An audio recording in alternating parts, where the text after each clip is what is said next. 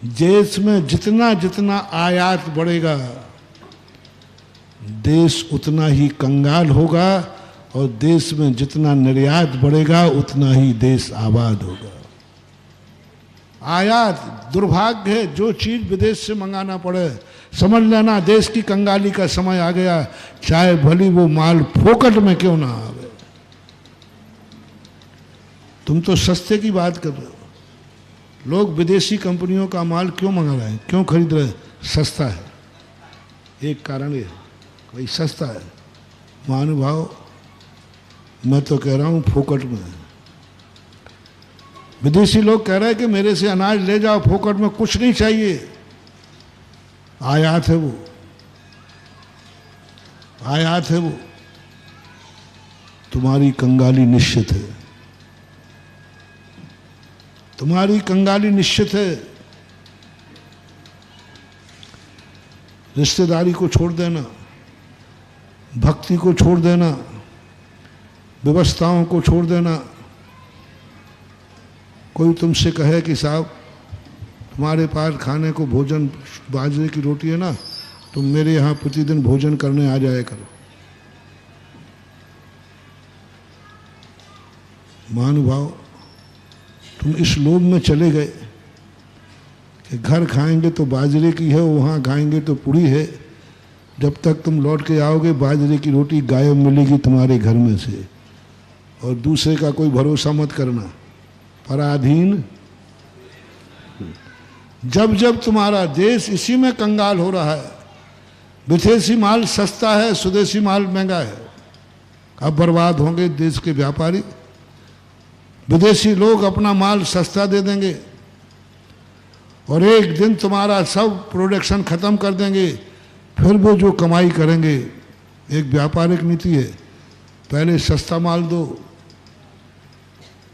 और बाद में जब आदी हो जाए तो जम के कमाओ। ये विदेश की नीति है। हमें अपने जो देश हमारे घर में है उस चीज का आयात नहीं, सस्ता करने के लिए कभी आयात नहीं करना, अभाव की पूर्ति के लिए आयात करना, ये नीति है, चाणक्य की नीति है। और एक अर्थशास्त्री हुआ है थॉमस, उसकी नीति है। उसने ये कहा कि अभाव की पूर्ति के लिए जरूर दूसरे से वस्तु लेना क्योंकि वो तुम्हारे पास नहीं है। सस्ती करने के लिए कभी दूसरे की कीमत वस्तु नहीं लेना कि विदेशी माल आ जाएगा तो हमारे देश में उपभोक्ताओं को सस्ता मिल जाएगा। उपभोक्ताओं से मेरा कहना है, मात्र सस्ते के कारण से आप विदेशी वस्तु पसंद कर रहे हैं, आप बहुत बड़ा नुकसान कर रहे हैं। देश गुलाम होगा, देश बर्बाद होगा, देश की दरिद्रता बढ़ेगी क्योंकि आपने सस्ती करने के लिए विदेशी को मौका दे दिया। अभाव के लिए नहीं कह रहा हूँ, जो चीज़ तुम्हारे पास नहीं है वो चीज़ किसी से लेने में कोई बाधा, लेकिन तुम इसलिए कि मेरी बात हो जाएगी तो सस्ती पड़े, महंगी है, विदेश से विदेशी चीज सस्ती पड़ रही। एक और तुम्हें सरल उदाहरण देता हूँ। आपका किराए का मकान है, उसका 5,000 रुपया किराया है और एक का यदि तुम निजी मकान करोगे तो 1 करोड़ रुपया लगेगा और किराए के मकान में लगोगे तो 5,000 रुपया महीना में आप काम चलाओगे। दोनों में से श्रेष्ठ क्या है? मैं तुम्हें समझाने के लिए आजकल मैं बहुत अच्छी बनियाईगिरी सीख गया हूँ। मकान 1 करोड़ का है और वैसे मकान वही का वही मकान समझो,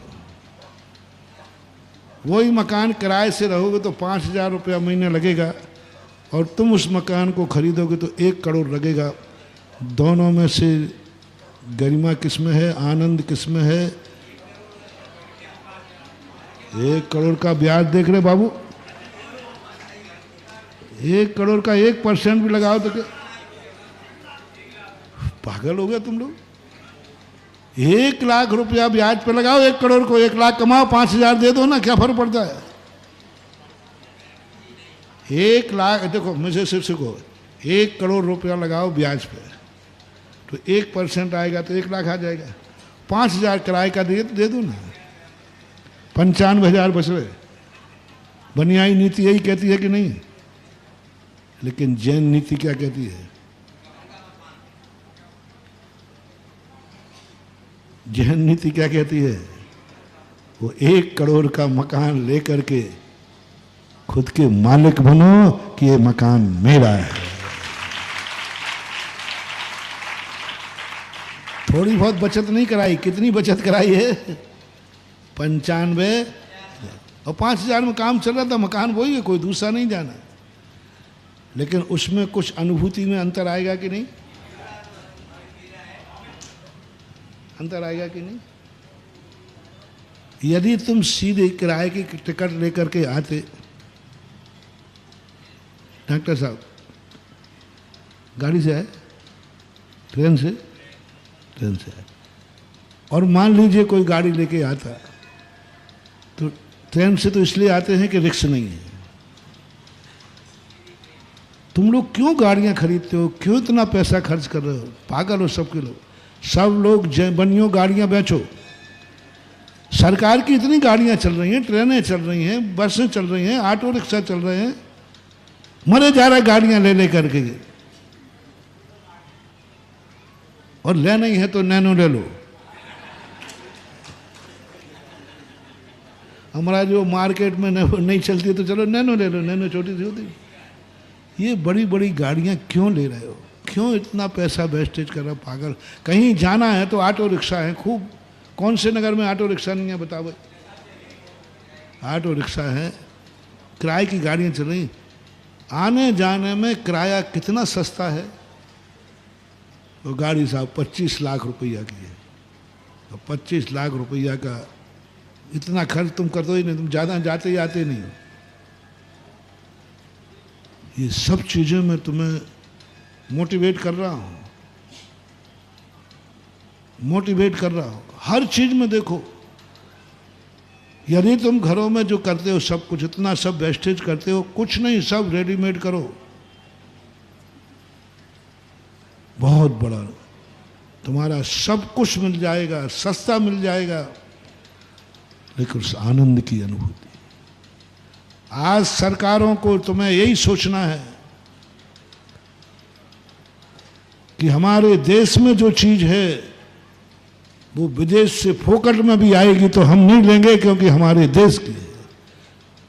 हम देश को सस्ता करने के लिए व्यापारियों को मार रहे हैं, व्यापारी रो रहे हैं, किसान रो रहा है जो पसीना, क्योंकि सस्ता माल अमेरिका से आ रहा है, अफ्रीका से, जहाँ से देखो वहाँ से सब अनाज आ रहा है। अभी मुझे ज़्यादा पढ़ा लिखा नहीं, पढ़ता नहीं, लेकिन मुझे अभी मंडी गया था तो सब रास्ते में सुनाते आए लोग। उन्होंने कहा महाराज जी भाव गिर। मैंने कहा क्यों गिर रहा है भाव? अकाल तो पड़ा नहीं है। फिर उन्होंने कहानी सुनाई कि महाराज विदेशी माल इतना आ रहा है अनाज कि देश के माल को कोई खरीदने वाला, और बेचें तो उतना हमारी किफ़ायत नहीं पड़ती। नीति कहती है राजा को सोचना है, राजनीति को सोचना है कि जो चीज हमारे देश में है उस चीज का हम आयात नहीं करेंगे। सस्ती करने के लिए आयात नहीं करना। किसको मारोगे? किसान को? किसको मारोगे? व्यापारी को? किसको मारोगे? देश के नागरिक को। देश के नागरिक को मारोगे, विदेशियों को आबाद करोगे। चाइना इसी नीति में तो जीत रहा है, सस्ता सस्ता लूट रहा है। नहीं महानुभाव, अपनी चीज को सस्ता मत करो। विदेशी मूल फोकट में भी मिलती है तो नहीं चाहिए। जैसे मैंने कहा, तुम्हारे घर का भोजन है, सूखा है। रिश्तेदारी की मना नहीं कर रहा हूं, व्यवहार की मना नहीं कर रहा हूं। माँ तो उसने इसलिए कहा कि देखो तुम घर खाओगे तो सूखा खाओगे, हमारे यहाँ आ जाना, प्रतिदिन भोजन सब घी में मिलेगा, नहीं जाना। नहीं जाना, इसलिए नहीं जाना कि हमारे घर में सूखा है। मैं तुम्हें महानुभाव गुरु मंत्र दे रहा हूं, आओ भाग्य मान के वो बाजरे की रोटी खा लेना। 1 साल जरूर तुम परेशान होगे, अगली साल तुम्हारी ऐसी हालत बनेगी कि तुम खुद दूसरे को खिलाने लायक हो जाओगे। अपनी वस्तु का मूल्य करो, अनमोल कर दो, हर चीज को अनमोल कर दो। देखो जिंदगी का मजा।